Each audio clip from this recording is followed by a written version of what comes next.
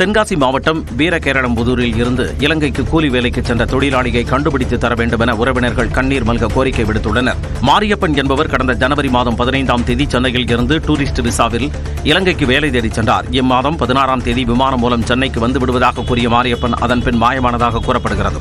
இது தொடர்பாக காவல் நிலையத்தில் புகார் அளிக்கப்பட்டுள்ள நிலையில் அவரை கண்டுபிடித்து தர உறவினர்கள் கோரிக்கை விடுத்துள்ளனர்.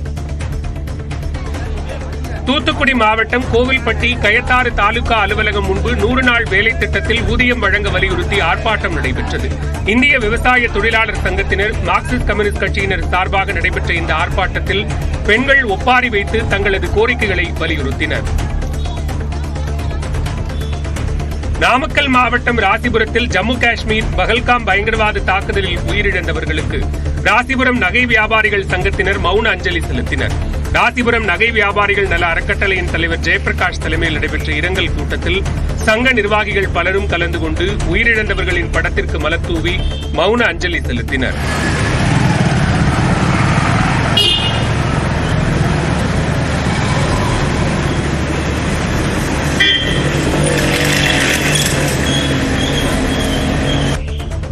கடலூர் மாவட்டம் பன்ருட்டியில் பாமக உள்ளிட்ட கட்சிகளைச் சேர்ந்த 620 பேர் தங்கள் கட்சிகளில் இருந்து விலகி அதிமுகவில் இணைந்தனர். கடலூர் வடக்கு மாவட்ட கழக செயலாளரும் முன்னாள் அமைச்சருமான MC சம்பத் தலைமையில் இந்த நிகழ்ச்சி நடைபெற்றது. கட்சியில் இணைந்தவர்களுக்கு அதிமுகவின் கட்சி சால்வையை அணிவித்து MC சம்பத் வாழ்த்து தெரிவித்தார். செங்கல்பட்டு மாவட்டம் அச்சிறுபாக்கம் அருகே சாலையோரம் நின்றிருந்த நபர் லாரி விபத்தில் இருந்து நூலிழையில் உயிர் தப்பிய பதற வைக்கும் CCTV காட்சி வெளியாகியுள்ளது.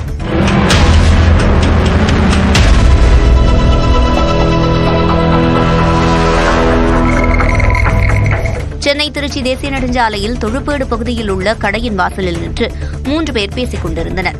அப்போது சென்னையிலிருந்து நாமக்கல்லுக்கு இரும்பு பொருட்களை ஏற்றிச் சென்ற லாரி இவர்களின் மீது மோதுவது போல் சென்றது. அப்போது அனைவரும் தப்பியோடிய நிலையில் கீழே விழுந்த ஒருவர் நூலிழையில் உயிர் தப்பினார்.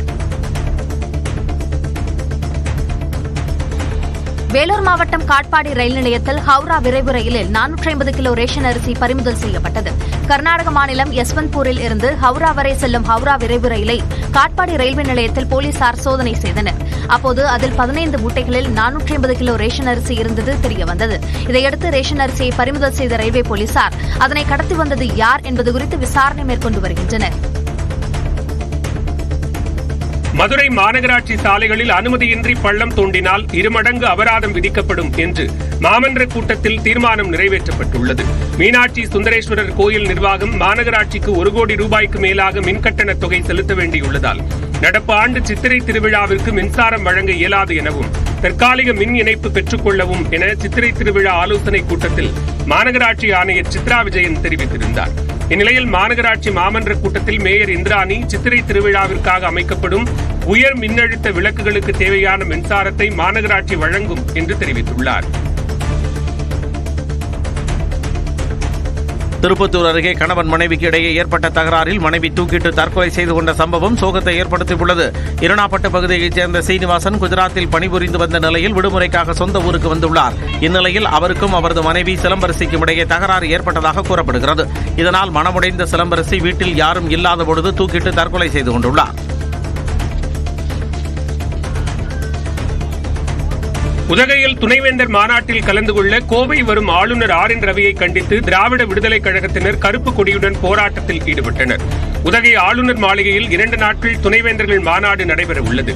இதில் கலந்து கொள்ள தமிழ்நாடு ஆளுநர் RN ரவி கோவை வருவதை கண்டித்து கோவை விமான நிலையம் அருகே திராவிடர் விடுதலைக் கழகத்தினர் கருப்பு கொடிகளுடன் ஆர்ப்பாட்டத்தில் ஈடுபட்டனர். கள்ளக்குறிச்சி மாவட்டம் சங்கராபுரத்தில் ஓய்வு பெற்ற மின்வாரிய அலுவலரிடம் ஓய்வூதிய கோப்புகளை சரிபார்க்க 10,000 ரூபாய் லஞ்சம் பெற்ற மின்வாரிய மேற்பார்வை பொறியாளர் கைது செய்யப்பட்டார். இடைநிலை மின் பொறியாளர் ராஜேந்திரன் விரைவில் ஓய்வு பெற உள்ளார். இவரது கோப்புகளை சரிபார்த்து உயர் அதிகாரிகளுக்கு அனுப்ப கள்ளக்குறிச்சி மாவட்ட மின் பொறியாளர் அலுவலக மேற்பார்வையாளர் செந்தில்குமார் 10,000 ரூபாய் லஞ்சம் கேட்டுள்ளார். இது தொடர்பாக ராஜேந்திரன் அளித்த புகாரின் பேரில் விசாரணை நடத்திய லஞ்ச ஒழிப்புத்துறையினர் செந்தில்குமாரை கைது செய்தனர்.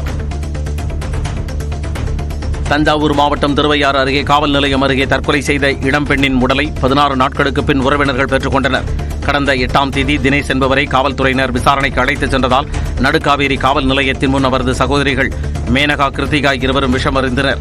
இதில் கிருத்திகா உயிரிழந்த நிலையில் காவல் ஆய்வாளர் ஷர்மிளாவை கைது செய்ய கோரி உடலை வாங்காமல் உறவினர்கள் போராட்டம் நடத்தி வந்தனர். இது தொடர்பான வழக்கை விசாரித்த உயர்நீதிமன்ற மதுரை கிளை உடலை வாங்கிக் கொள்ள உத்தரவிட்டது. அதன்படி உறவினர்கள் உடலை பெற்றுக் கொண்டனர். நாமக்கல் மாவட்டம் பள்ளிப்பாளையம் அருகே மின் மோட்டாரை திருடியதாக 3 பேர் கைது செய்யப்பட்டனர். பள்ளிப்பாளையம் 4 வழிச்சாலையில் போலீசார் வாகன சோதனையில் ஈடுபட்டுக் கொண்டிருந்தபோது அவ்வழியாக இருசக்கர வாகனத்தில் வந்த மணிகண்டன் என்பவரை பிடித்து விசாரித்தனர். அப்போது அவர் தனது நண்பர்களுடன் சேர்ந்து அக்ரஹாரம் பகுதியில் மின் மோட்டாரை திருடியது தெரியவந்தது. இதனையடுத்து மின் மோட்டாரை திருடியதாக ஜீவா, மணிகண்டன் உள்பட 3 பேரை போலீசார் கைது செய்தனர். அரியலூர் மாவட்டம் ஜெயங்கொண்டம் அரசு மேல்நிலைப் பள்ளியில் 10ஆம் வகுப்பு விடைத்தாள் திருத்தும் பணியை புறக்கணித்த ஆசிரியர்கள் ஆர்ப்பாட்டத்தில் ஈடுபட்டனர். விடைத்தாள் திருத்தும் ஆசிரியர்களை முகாம் அலுவலர் கௌசர் மரியாதை குறைவாக நடத்துவதாக குற்றம் சாட்டப்படுகிறது. இதனை கண்டித்து 200க்கும் மேற்பட்ட ஆசிரியர்கள் ஜெயங்கொண்டம் அரசு மேல்நிலைப் பள்ளி வளாகத்தில் உள்ளிருப்பு போராட்டத்தில் ஈடுபட்டனர். கௌசர் தனது செயலுக்கு வருத்தம் தெரிவித்ததை அடுத்து ஆசிரியர்கள் போராட்டத்தை கைவிட்டு பணியை தொடர்ந்தனர். சிவகங்கை மாவட்டம் மானாமதுரை சிப்காட் வளாகத்தில் பொது உயிரி மருத்துவ கழிவு சுத்திகரிப்பு ஆலை அமைப்பதற்கு எதிர்ப்பு தெரிவித்து கண்டன ஆர்ப்பாட்டம் நடைபெற்றது.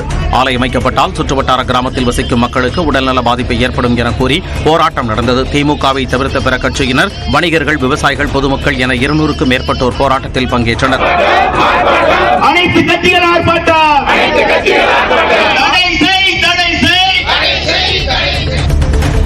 வேலூர் மாவட்டம் காட்பாடி அருகே மனைவி மீது மின்சாரம் பாய்ச்சி கொலை செய்ய முயன்ற கணவர் கைது செய்யப்பட்டார். எல்ஜி புதுரைச் சேர்ந்த முருகன் என்பவர் மதுபோதையில் அடிக்கடி அவரது மனைவியை அடித்து துன்புறுத்தி வந்ததாக கூறப்படுகிறது. இந்நிலையில் தனது வீட்டின் இரும்பு கேட்டில் மின் வயரை பொருத்தி தரையில் தண்ணீரை ஊற்றிவிட்டு தனது மனைவி அன்பழகியை முருகன் அடைத்துள்ளார். இதையடுத்து கதவை அன்பழகி திறக்க முயன்றபோது மின்சாரம் பாய்ந்து அவர் தூக்கி வீசப்பட்டுள்ளார். இச்சம்பவம் குறித்து விருதம்பட்டு காவல் நிலையத்தினர் வழக்கு பதிந்து முருகனை கைது செய்தனர். தஞ்சை மாவட்டம் கும்பகோணம் அருகே சொகுசு காரில் கடத்தி வரப்பட்ட 560 கிலோ புகையிலை பொருட்கள் பறிமுதல் செய்யப்பட்டது. கொட்டையூரில் கிழக்கு காவல்துறையினர் வாகன சோதனையில் ஈடுபட்ட போது அப்படியே வந்த சொகுசு காரை சோதனை செய்தனர். அப்போது அதில் 70 மூட்டைகளில் 560 கிலோ புகையிலை பொருட்கள் கடத்தி வரப்பட்டது தெரியவந்தது. இதையடுத்து குட்கா போதைப் பொருளை பறிமுதல் செய்த போலீசார் அவற்றை கடத்திய மன்மோஹித், வைஷ்ணவ், ரோனா சிங், பிரகாஷ் ஆகிய 3 கைது செய்தனர். கிருஷ்ணகிரியில் பணம் கொடுக்கல் வாங்கல் பிரச்சனையில் ஆட்டுக்கறி வெட்டும் கத்தியுடன் வாக்குவாதத்தில் ஈடுபட்ட இளைஞரின் சிசிடிவி காட்சிகள் வெளியாகி பரபரப்பை ஏற்படுத்தியுள்ளது. கோட்டை பகுதியைச் சேர்ந்த பாபு என்பவரின் வீட்டு வேலையின் போது இரும்பு கம்பி மேலே விழுந்து தஸ்தகீர் என்பவரின் மகனுக்கு தலையில் காயம் ஏற்பட்டுள்ளது. இதற்காக தஸ்தகீர் மற்றும் அவரது நண்பர்கள் பாபுவிடம் சிகிச்சைக்கு பணம் கேட்டனர். இதில் இருவருக்கும் இடையே வாக்குவாதம் ஏற்பட்டதால் தஸ்தகீர் ஆட்டு இறைச்சி வெட்டும் கத்தியை எடுத்துக்கொண்டு வாக்குவாதம் செய்தார். இந்த சிசிடிவி காட்சிகள் தற்போது வெளியாகி பரபரப்பை ஏற்படுத்தியுள்ளன. சிவகங்கை மாவட்டம் திருப்பத்தூர் அருகே சித்திரை திருவிழாவை முன்னிட்டு நடைபெற்ற மஞ்சு விரட்டு போட்டியில் 500க்கும் மேற்பட்ட காளைகள் அவிழ்த்துவிடப்பட்டன. கண்டரமாணிக்கம் கிராமத்தில் உள்ள மாணிக்க நாச்சியம்மன் கோவில் சித்திரை திருவிழாவை முன்னிட்டு சிறு மருது கண்மாய் திடலில் மஞ்சு விரட்டு போட்டி விமர்சையாக நடைபெற்றது. இதில் சிவகங்கை, புதுக்கோட்டை, ராமநாதபுரம், திண்டுக்கல் உள்ளிட்ட பல்வேறு பகுதிகளில் இருந்து 500க்கும் மேற்பட்ட காளைகள் அவிழ்த்துவிடப்பட்டன.